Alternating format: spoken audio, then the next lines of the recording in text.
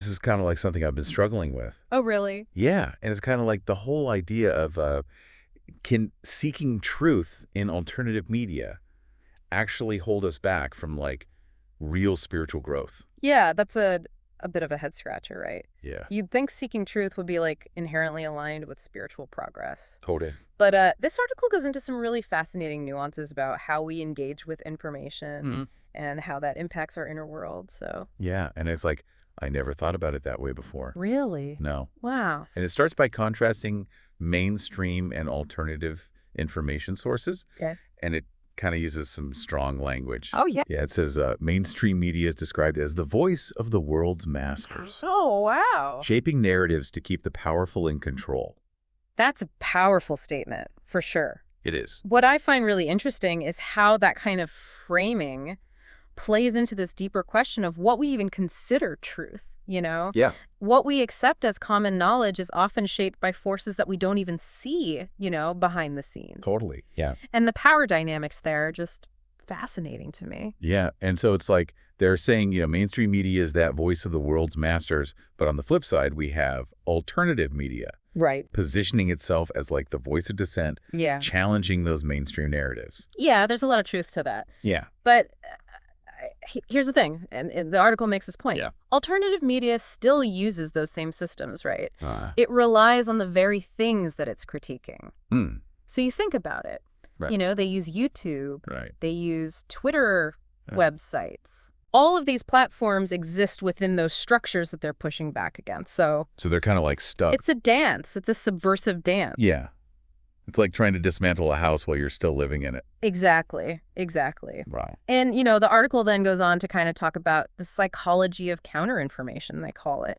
Okay. They're arguing that it can kind of get stuck in this reactive cycle. So like instead of focusing on creating new solutions, it's primarily focused on just discrediting the masters of the world. Yeah, or the powers that be, right? Whatever you want to call them. Right. Yeah. It's focused on saying this is wrong, this is bad, but not really offering a clear alternative. Right. The article gives the example of critiques of digital currencies. Yeah.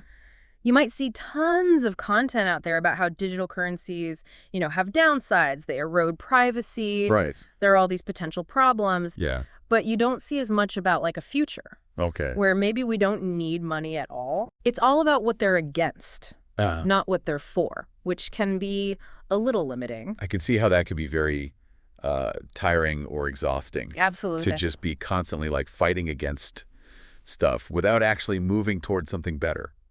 Yeah, there's that sense of just being reactive all the time, Yeah. which can lead to burnout. Totally. And here's where the article makes a really insightful point. Okay. It suggests that this constant reactivity, Uh-huh. it actually traps the counterinformation movement within the system Oh, wow. that it's trying to change. It limits their impact Okay. because they're constantly defined by what they're opposing. So it's like you're constantly battling something, so you're giving it a lot of your attention. Yes. The Yeah. energy's going towards that thing. It's like Yeah. you're feeding it in a way. Right. And that can be counterproductive. Wow. Which brings us to another really interesting point the article raises. Okay. Sometimes, even with good intentions, right? Counterinformation can actually end up bolstering Yeah. the very systems it criticizes. That seems counterintuitive. It is, isn't it? Yeah. But think about it this way. Okay. Imagine if you're constantly portraying Yeah. those who disagree with the mainstream Uh-huh. as being backward Okay. or resistant to progress. Yeah. Doesn't that play right into the hands of those who are in power? Because it kind of perpetuates that narrative. Exactly. That anybody who questions things is somehow problematic. Yes, and it gives those in power even more ammunition to kind of marginalize dissenting voices. So Oh, wow. So it's like this whole thing is like, it's a tricky, it's a complex landscape to navigate, Yeah. for sure. it's like, okay, so we've talked about mainstream versus alternative Right. and kind of like the pitfalls of Yeah. like this counterinformation. Like, Right. where does the spiritual piece come in? That's where this article gets really interesting, I think. Okay. It brings in this spiritual perspective, and it suggests that opposing something can actually give it more power. So even if it's something that like I think is wrong or harmful, Yeah. my resistance to it Uh-huh. could actually make it stronger. That's the idea, yeah. Whoa. The article draws on some spiritual traditions like Eh? Taoism, Buddhism, Okay. where this principle of non-resistance Yeah. is key Mm-hmm. to transcending duality Okay. and finding true freedom. What does non-resistance mean in this context? Yeah, it's not about just being passive or Rest. apathetic. Okay. It's about consciously choosing how you engage with the world, Okay. focusing your energy on creation rather than opposition. So like instead of always fighting against what I don't like, Uh-huh. I should focus on like what I want to see more of. That's a great way to put it. Right. The article gives a few concrete examples to illustrate this idea, Okay. like opposing digital currencies without addressing Okay. that deeper reliance on money as Right. a whole. Or like fighting surveillance programs without Uh-huh. cultivating inner peace, Mhm. or worrying about electric cars Yeah. without examining our car dependency in general. So it's kind of like I'm maybe resisting like the surface level, Mm-hmm. but not really confronting the deeper issue. Yeah, it's like trimming the branches of a poisonous tree, but not dealing with the roots. Wow. Yeah. And I think the article really challenges us to consider this. Yeah. What are we giving power to through our own opposition? Yeah. What battles are we so fixated on Right. that we miss the bigger picture? That's a really good question.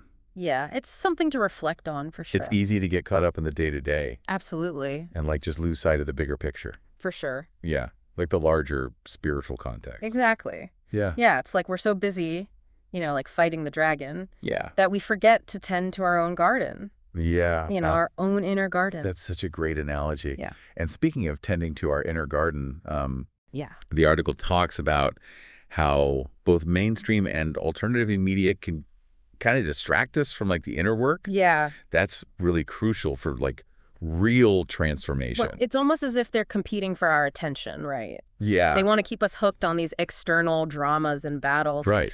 And, instead of encouraging us to turn inward. And that turning inward is what the article is all about. Yeah. Like true freedom coming from liberating ourselves from attachments, Yes. not from like defeating these external enemies. Exactly. It's about recognizing that, lasting change starts within. Yeah. And that's a message that's important no matter what you're consuming. Great. Mainstream media, alternative media, anything in between. Go ahead. But the article goes on to explore some other common characteristics of alternative media. Okay. Specifically, it talks about this tendency towards, conservatism and traditionalism. Okay, so what do they mean by that? Well, they're saying that alternative media, by pushing back against, what they see as threats to the established order, whether that's cultural values, Right. economic systems, or social structures, Okay. they can sometimes end up actually defending the status quo. Oh, so it's like in trying to protect what is, they're kind of reinforcing the existing power structures. That's the argument. And it's interesting because they might be right about some of the downsides of rapid change, Yeah. but they often struggle to offer like real solutions to these complex interconnected challenges. Okay, so what are some examples of that? Well, the article gives a few. Right. One is their resistance to globalization, Okay. with an emphasis on like localism and national sovereignty. Yeah. And there are legitimate concerns about globalization, right? Uh-huh. But focusing only on the local level Right. might not be enough to solve global problems. It's like trying to solve a global puzzle with only a few pieces. Exactly. Yeah. Okay, what else? They also talk about skepticism towards technological advancements, Okay. like AI, genetic engineering, digital currencies. They're kind of like wary of the potential downsides of these new technologies. Yeah, and again, it's not that their concerns are completely unfounded, right? Right. They do need to be mindful of the ethical implications. Yeah, of course. But the article suggests that an overly defensive posture can actually stifle innovation and our ability to adapt. Right. To a changing world. Exactly. What's an example of that? Well, they use the example of resistance to renewable energy technologies Okay. because they disrupt traditional industries like coal mining and oil extraction. So it's kind of like a fear of change and a clinging to the past. Yeah, even when it's not sustainable. Right. Okay. And then they were also talking about how that attachment to the past Yeah. can also extend to the cultural realm. Exactly. And I think you were mentioning this earlier, too. It's like there's this tendency in alternative media to want to like preserve historical practices or moral codes that are perceived as being under threat from modernity. Right. It's like they're trying to hold on to a world that's slipping away. Which, I mean, on the surface, it sounds kind of noble, Yeah. like wanting to protect things. But the article pushes back on that a bit. Right. And it's saying that, like, this uncritical attachment to the past, Yeah. it can actually prevent societies from evolving And adapt to new realities. Exactly. It's about finding that balance, you know? Yeah. Honoring the wisdom of the past, but also being open to the possibilities of the future. And that's tough. It is. It's a tightrope walk, for sure. And so where does this whole, like, opposition as energy transfer thing come back into play here? Well, the article kind of circles back to that idea. Okay. But this time it delves a little bit deeper into, like, the spiritual dimension of it.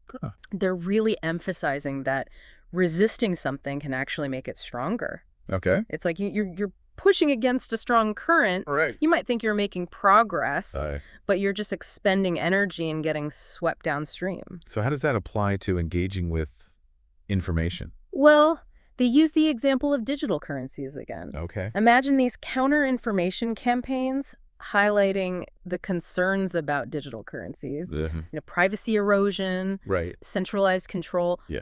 All of these are legitimate concerns. Totally. But on the surface, it seems like it's a good thing, right? To, like, raise awareness. Yeah, to warn people. But are they saying that that could actually backfire? Yeah, that's their point. Okay. By giving so much attention to these issues, they inadvertently legitimize them. Oh, wow. And they give those in power even more control over the narrative. So it's like saying, don't fight the puppet. Focus on the puppet master. Exactly. And the article outlines 3 specific ways this can play out. Okay. First, by focusing on opposing something like digital currencies, you're actually confirming their importance. You're bringing them to the forefront of the public discourse. Which defeats the purpose. Right, because if the goal is to expose their flaws and limit their influence, this is counterproductive. Yeah. The article argues that the real issue is our reliance on money in general, not so much the specific form it takes. Right, okay. And then what was the second way? The second way this can backfire is that those in power can easily spin this opposition as resistance to progress and innovation. Right. They frame the dissenters as Luddites or fearmongers. Which, sadly, a lot of people buy into. Unfortunately, yeah, a lot of people have been conditioned to believe that any new technology is inherently good. Right, that progress is always a positive thing. Exactly, and so any criticism is met with suspicion. Right, and what's the third way? The third way this can backfire is that it reveals an attachment. To the very thing that you're trying to fight against. Oh, so in this case, money. Exactly. Yeah. By focusing so much energy on resisting it, you're inadvertently reinforcing its power in your life. Because you're basically saying, this thing controls me and I need to fight it. Yeah, but true liberation comes from detaching from that need to fight. So if opposition isn't the answer, then what is? Well, the article proposes an alternative approach. Rooted in spiritual wisdom. Non-resistance. We talked about this earlier. Yeah, and just to be clear, this isn't about being passive or apathetic. It's about consciously choosing how you engage with the world. It's about redirecting your energy away from fighting against these oppressive systems and towards creating alternatives that embody higher values. So instead of getting caught up in reacting to what we don't want, we should focus on proactively building what we do want. Exactly. And they give some practical examples. For instance, instead of railing against digital currencies, focus on reducing your reliance on money in general. So that would look like what? Like avoiding unnecessary spending. Exactly. Like cutting back on expensive habits or exploring like alternative systems like bartering. Yeah, or local exchange trading systems, things like that. Okay, so the idea is that by like disempowering the concept of money in your own life, you're kind of weakening the control that those who control money have over you. Exactly. You're taking back your power. Right, and it's not just about money. No, they talk about cultivating inner peace as a way to counter government surveillance programs. So it's not about ignoring the issue of surveillance. No. But it's more about like developing a sense of inner resilience. Exactly. That makes you less susceptible to fear-based manipulation. Precisely. It's about finding that strength and freedom within yourself. Okay. Rather than seeking it in these external battles. Okay, and what was the other example? They also suggest becoming less reliant on cars as a response to the rise of electric vehicles. So instead of getting caught up in the debate of which type of car is better, it's more about reducing your dependency on cars altogether. Exactly. Walk more, bike, use public transportation. Right. Consider moving closer to the things you need. So it's about, like, taking back control of your life and not letting these systems dictate your choices. Exactly. And all of this boils down to, like, shifting our focus from external opposition to, like, internal empowerment and proactive creation. It's about recognizing that true freedom doesn't come from defeating enemies.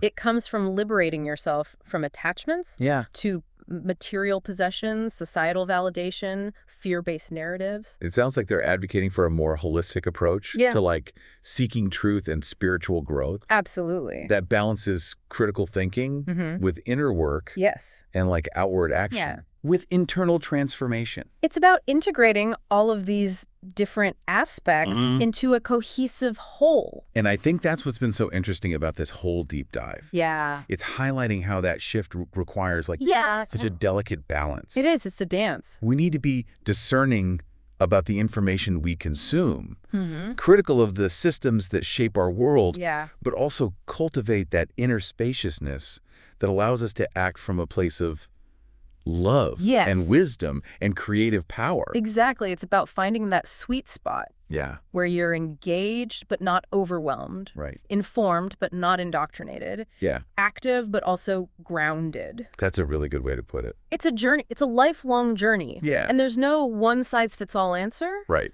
But I think this article gives us some really valuable insights and practical tools to help us navigate that journey. More awareness, intention, and grace. Exactly. This has been a really fascinating exploration. Yeah, it's been great. And I think the key message I'm taking away is this. Yeah. If we're truly seeking truth and freedom, it's so essential to cultivate both our inner landscape and our outer engagement with the world. Absolutely. Those two things go hand in hand. They do. It's so easy to get swept up in all that external stuff. It is. All the noise, the battles, the narratives. For sure. But this article really emphasizes the importance of cultivating that inner sanctuary. That inner space. That space of stillness. Yeah. Where we can connect with our own wisdom and truth. That's where it starts. Yeah. It's not about disconnecting from the world or pretending the problems aren't there. Right. It's about approaching them from a different place. Yeah. From a place of groundedness,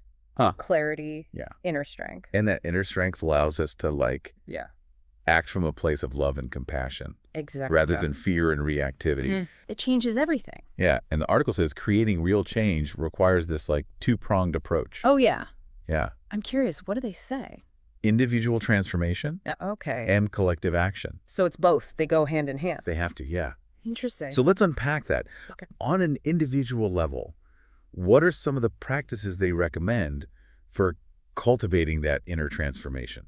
Well, self-awareness is huge. Okay. The more we understand our own biases, fears, attachments, the less susceptible we are to manipulation, any source, really mainstream media, alternative media, even our own internal narratives. Yeah, it's like we have to be aware of our own stuff. Absolutely. It's about developing that internal radar that helps us discern truth from falsehood. No matter who's saying it. Exactly. That's so important. It is. And alongside that self-awareness, they emphasize the importance of practices that nurture inner peace.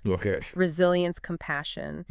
Like meditation, mindfulness, spending time in nature, engaging in anything that helps you connect with your true self. So it's about building that inner foundation. Yes. That's a great way to put it. So we can, like, navigate the complexities of the world without getting swept away. Exactly. You're more grounded. You're more centered. Yeah, okay. And then on the collective level? On the collective level, they call for movements to unite around shared values. Okay. Things like justice, sustainability, solidarity, human dignity. So finding common ground. Yes. Instead of getting stuck in ideological battles. Those endless debates. Yeah, like who's right, who's wrong. Exactly. It's like, let's focus on what we can all agree on. And work together from there. To create systems that reflect those higher values. That's the key. Shifting from opposition to creation. Instead of just tearing down what exists, let's build something better. Something more aligned with the world we want to live in.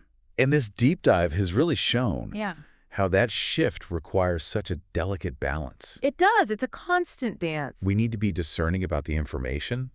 Critical of the systems, but also cultivate that inner spaciousness. That inner peace. That allows us to act from love. And wisdom. And creative power. That's where the magic happens. Yeah, it's a lifelong journey. It is. No one-size-fits-all answer. Nope. But this article gives us some good stuff. Some really valuable insights and tools. To help us along the way. For navigating that journey. With more awareness.